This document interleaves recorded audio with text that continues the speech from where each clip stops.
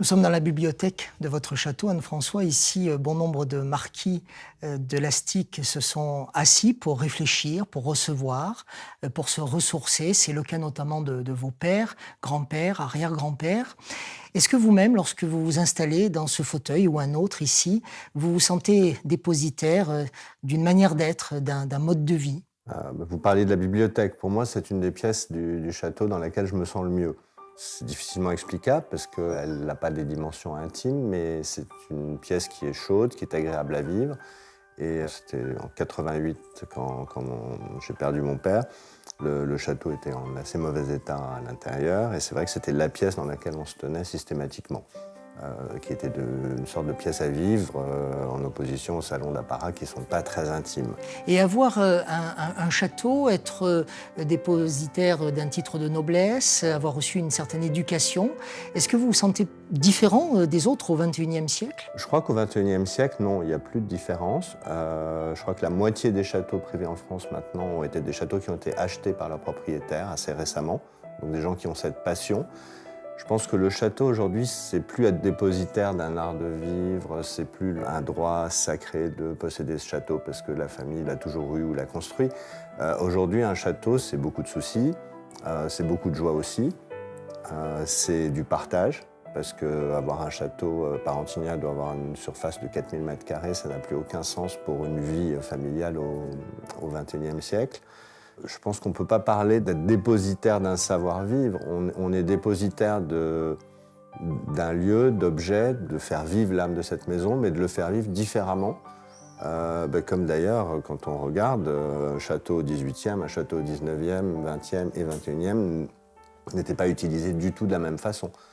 D'où des changements même brutaux, architecturaux qui ont été faits dans des pièces. Cette pièce n'existait pas au XVIIIe siècle, elle a été créée au XIXe, même au début XXe, par mon arrière-grand-père, parce qu'il n'y avait pas de bibliothèque, et en fait c'était une chambre. C'est votre arrière-grand-père qui a organisé aussi la décoration de ce lieu? Cette pièce est entièrement créée. Derrière moi, il y avait un mur de soutien, il y avait une chambre, des appartements entresolés derrière, qui étaient apparemment, d'après ce qu'il disait, en très mauvais état.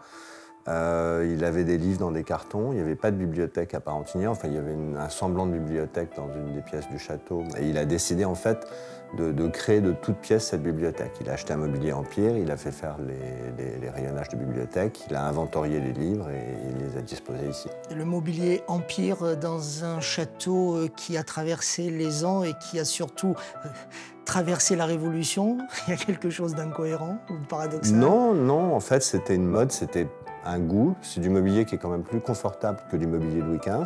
Et plus chaud, je pense aussi c'était un peu pour imiter les châteaux anglais. Justement, une des particularités de Parentignac, c'est la superposition des styles. Il y a toutes les époques, on a une base du XIVe siècle, donc bon, il n'y a pas de mobilier, mais il reste quand même quelques bases. Le château a été construit au début du XVIIIe, mais après il y a eu beaucoup de modifications au XIXe, pourquoi pas un jour au XXIe siècle.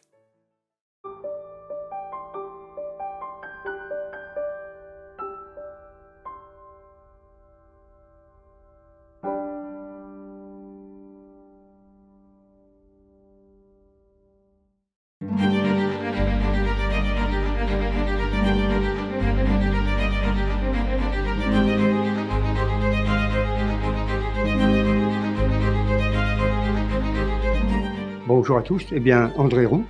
Je suis donc le président de cette association qui vous reçoit aujourd'hui à l'Électrodrome à Magny. Alors Magny, un village tout à fait spécifique. On a écrit à l'entrée sud, premier village électrifié de France. Magny va être choisi pour servir de test, d'observatoire et de vitrine pour comprendre, évaluer et apprécier l'impact de l'électrification rurale sur le mode de vie de l'époque.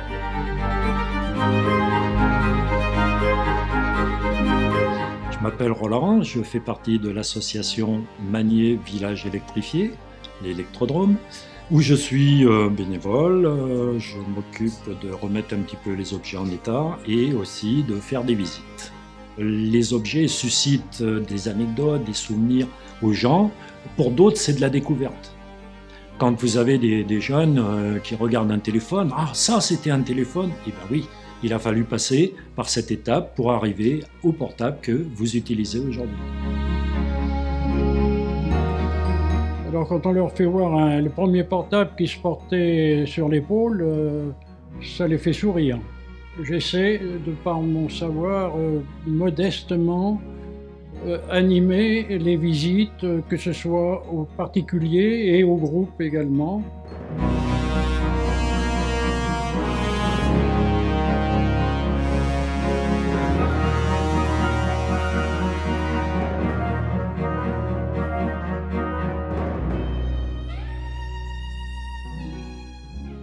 Il y a eu 2 expériences, une fois en 1939 et une fois en 1952. 52 sera menée par la plus importante, par EDF, nos partenaires, et c'est pourquoi nous sommes premier village, en ce sens, qui est le seul village électrifié qui a eu 2 expériences consécutives pour comprendre ce grand changement, l'impact social du mode de vie par l'électricité. En 1952, j'ai connu les expériences personnellement, donc les appareils qui sont présentés ici, je les ai connus, j'en ai vendu même, il y en a de présents ici. Donc automatiquement, connaissant le matériel, il est plus facile de documenter les visiteurs, que ce soit les jeunes ou les plus anciens.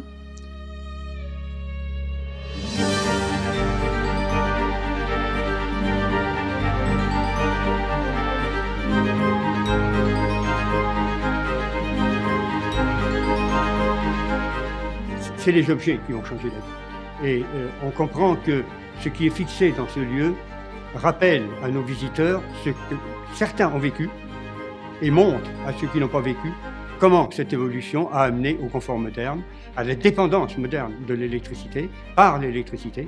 Donc c'est ces grands cheminements qu'on a voulu fixer. Changement de vie absolument fondamental. Ces objets que vous avez sur ma droite viennent de l'Institut des métiers de Clermont-Ferrand.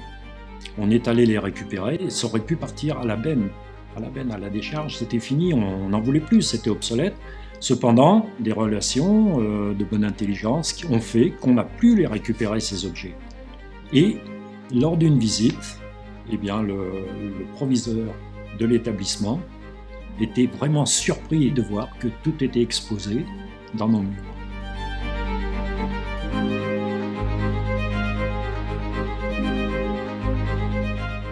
Notre musée offre un panel très large des applications électriques à travers l'objet. On peut penser que c'est un peu à contresens du système culturel actuel qui vont plutôt par l'image, par la représentation.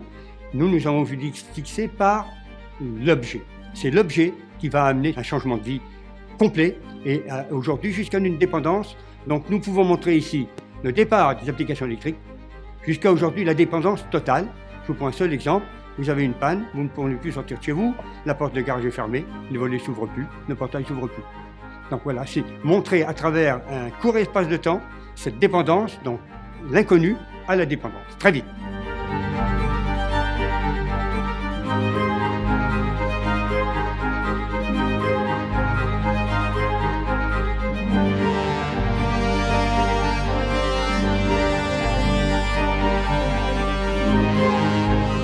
On a 2 applications d'électricité que personne n'a connues en 1939. C'est la treilleuse électrique dans le domaine agricole et le chauffage d'une classe de préparatoire à Magné chauffée à l'électricité. Tout le monde a connu le poêle à bois ou à charbon, mais personne n'a connu un chauffage électrique. Alors tout va changer. On va passer de l'ère du feu de bois à l'ère de la cuisinière électrique. On va passer de l'ère manivelle à l'ère moteur. On va passer de la lessive au lavoir du village à la machine à laver. Donc ce sont des impacts de la vie courante et sur le changement social énorme qui vont permettre une organisation de vie complètement différente, y compris d'envisager le travail féminin en dehors des foyers. Ça, ce sera un des éléments apportés par l'électricité.